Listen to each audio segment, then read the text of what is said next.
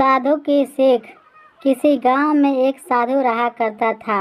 वह जब भी नाचता तो बारिश होती थी। अतः गांव के लोगों को जब भी बारिश की ज़रूरत होती थी तो वे लोग साधु के पास जाते और उनसे अनुरोध करते कि वे नाचें, और जब नाचने लगता तो बारिश जरूर होती।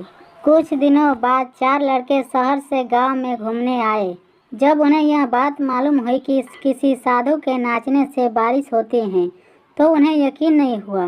शहरी पढ़ाई लिखाई के घमंड में उन्होंने गांव वालों को चुनौती दे दी कि हम भी नाचेंगे तो बारिश होगी, और अगर हमारे नाचने से नहीं हुई तो उस साधु के नाचने से भी बारिश नहीं होगी।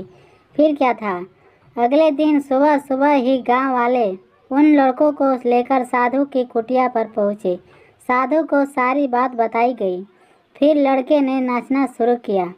आधे घंटे बीते और पहला लड़का थक कर बैठ गया, पर बादल नहीं दिखे।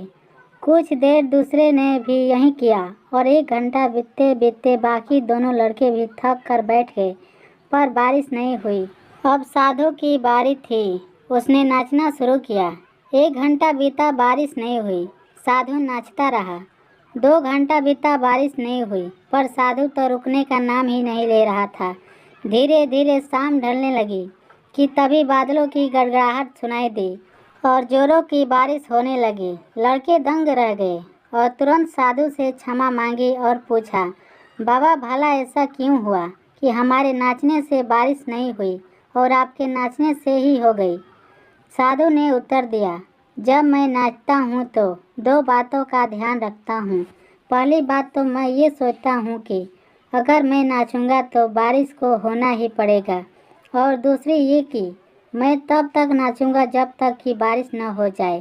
फ्रेंड्स, सफलता पाने वाले में यही गुण विद्यमान होता है। वो जिस चीज़ को करते हैं उन्हें सफल होने का पूरा यकीन होता है, और वे तब तक उस चीज़ को करते हैं जब तक कि उसमें सफल ना हो जाए।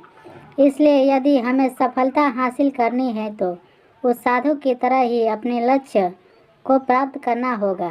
ये कहानी आपको कैसी लगी कमेंट बॉक्स में लिख कर बताइए। वीडियो अच्छी लगी तो वीडियो को लाइक करें और चैनल को